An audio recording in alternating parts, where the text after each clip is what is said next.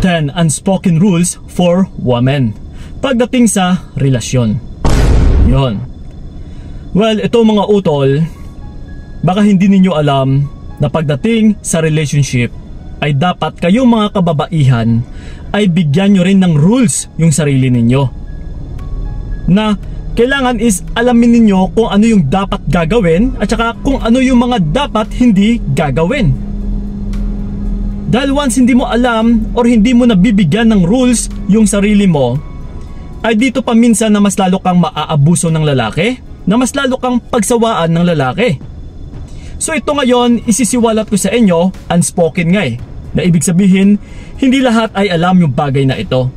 Okay, na malay natin ha, baka ikaw dyan na nakikinig or nanunood ay hindi mo talaga alam yung bagay na ito pala ay dapat huwag gagawin. Okay? So ito, isa-isahin natin para mabigyan rin ng kaalaman or para mas madagdagan pa ang iyong kaalaman. Na yung una sa lahat ay huwag magpakita ng motibo sa hindi naman sa'yo naniligaw. Pag kayong mga kababaihan utol, huwag na huwag talaga kayong magpakita ng motibo sa lalaki, lalong-lalo na kapag hindi ka naman nililigawan. Kasi kung ikaw pa itong nangunguna na nagpapakita ng motibo na parang type mo siya, na gusto mo siya, lalong-lalo na kapag mabasa ka ng lalaki na may gusto ka sa kanya, ay pwede kang i-take advantage ng lalaki, na pwede kanyang gamitin, na pwede kanyang panakit butas lang.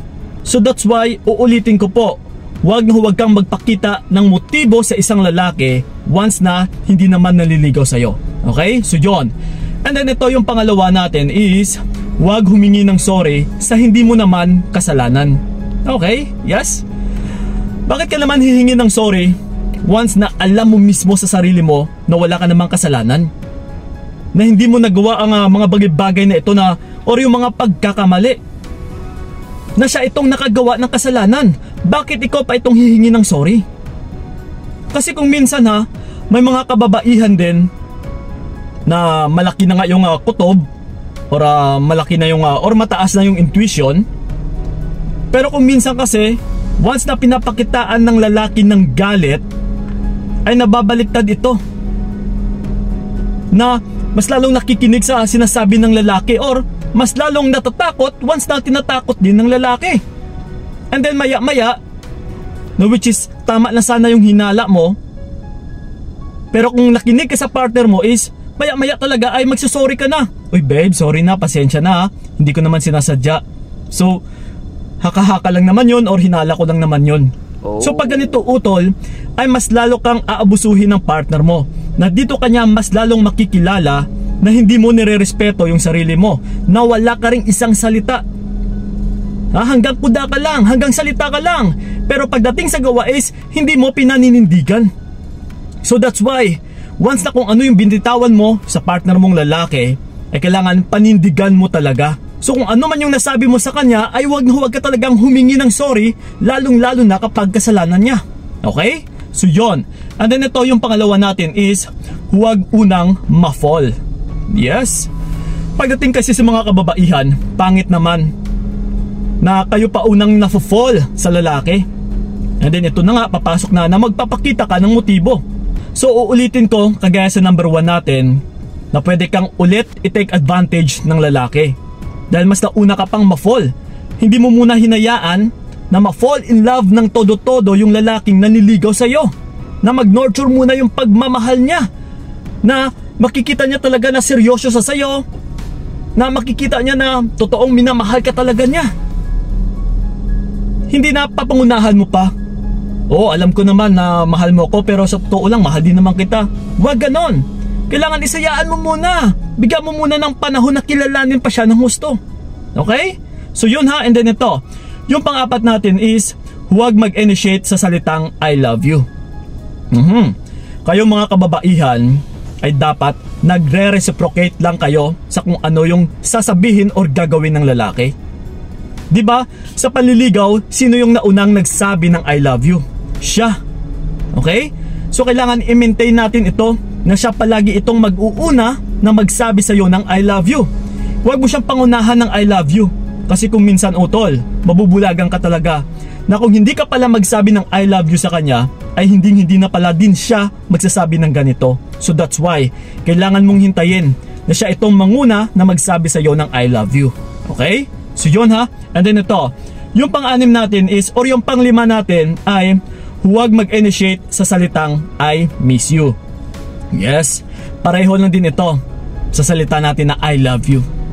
So, once na palagi kang nangunguna na nagsasabi sa partner mo na namimiss mo siya, ay talagang mas lalong lalaki yung ulo niya na uy, namimiss niya ako. So, dito mo siya mas lalong nabibigyan ng kampante.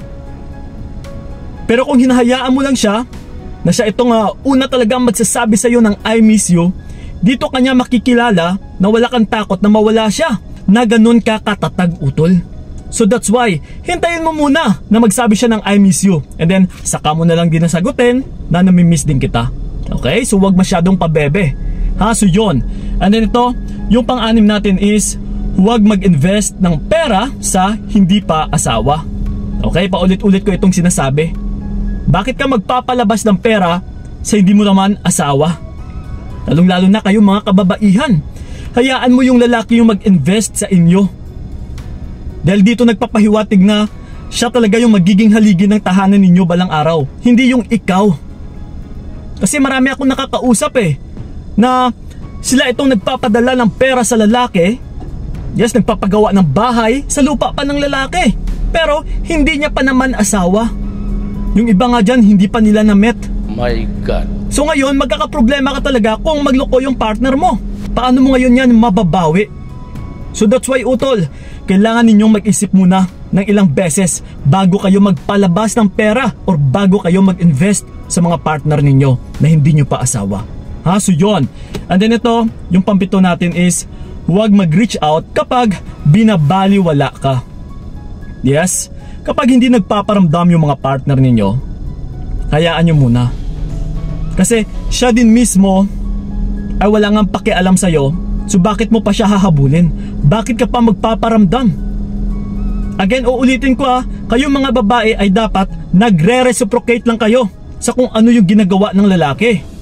And then, ulit-ulit ko rin itong sinasabi na may kasabihan tayo, don't do more if he is doing less. Yes. Ha? So again, kapag binabaliwala kayo ng lalaki, hintayin nyo na siya itong magre-reach out sa'yo. Hindi yung habol-habol ka pa dyan. Hindi yung palagi ka pang magpaparamdam sa kanya. Binabaliwala ka na nga, di ba? Ha? So yun. And then ito, yung pangwalo natin is, huwag dumepende lahat sa lalaki. Yes. Ha? Na always ko rin itong sinasabi na kailangan ay maging independent woman kayo. Na kailangan din may sarili kang source of income. Kasi once na palagi kang dumidepende sa lalaki, and then mararamdaman ito ng lalaki, actually, makikita ito ng lalaki na dumidepende ka sa kanya. So ngayon, mas lalo mo siya nga pinapalakas na gumawa ng kalokohan dahil alam niya, wala kang magagawa kapag mawala siya. Kasi alam niya utol na nakadepende ka lang sa kanya, nga ka kung mawala siya. Okay?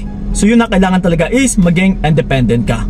So yun, and then ito, yung pang-walo or pang-siyam natin ay huwag higpitan ang lalaki. Yes. Ito, napaka-importante din nito. Na dito kung minsan kumakalas talaga yung lalaki sa paghihigpit ng babae. Sa paghihigpit kasi is dito pumapasok yung pagsiselos, na hindi mo siya pinapalabas, hindi mo siya pinapayagan na kung saan man dyan pupunta, yung tipong parang wala kang tiwala. So the more na pinaghihigpitan mo siya, ay the more talaga itong kakalas sa'yo utol. Na yung tipong kahit magkahiwalay na kayo is parang mapagsisihan niya pa kung bakit kanya minahal. Kasi ikaw itong tipo na babae na parang kinokontrol mo siya, na parang hindi na siya makakahinga. So walang tao na ganon, na gusto ng ganon. Mapababae mapalalaki, ikaw ba naman kukontrolin ka, hihigpitan ka, gusto mo ba yon? Syempre hindi. So that's why pagdating sa mga kalalakihan, huwag na huwag ninyong hihigpitan. So yun. And then ito yung pang-10 natin, walang iba kundi huwag maghabol. Huwag na huwag talaga kayong maghabol utol. Kasi hindi ito gawain ng isang babae. Una sa lahat, kayo nga yung nililigawan, kayo yung hinabol-habol ng lalaki. And then eventually, once na napaibig na kayo, kayo na itong maghahabol. So mas lalo mo lang dinadown yung value mo. Kailangan talaga is i-maintain mo na kung nakilala ka ng partner mo na mataas yung value mo, mataas yung respeto mo sa iyong sarili, na matatag ka, at talagang mas lalo kang re-respetohin ng lalaki na siya pa itong matatakot na mawala ka. Kasi anytime handa ka eh. From the beginning kasi isang ganun ka nakatatag. Matibay ka. Mataas yung value mo. So hanggat hindi mo ito winawala, sa pamamagitan na hindi ka talaga naghahabol sa lalaki, ay talagang mas siya pa itong matatakot na mawala ka, na siya talaga itong maghahabol sa'yo. Uulitin ko, may sabihan din tayo na paano kanya hahabulin kung ikaw din mismo ay naghahabol na sa kanya, di ba? So yun po, yung mga unspoken na rules ng mga kababaihan na karamihan talaga ay hindi nila ito alam, na kailangan ito din yung iwasan ninyo once na pumasok kayo sa relationship, para mas lalong masagana at saka mas lalong maging masaya yung pagsasamahan ninyo. Okay?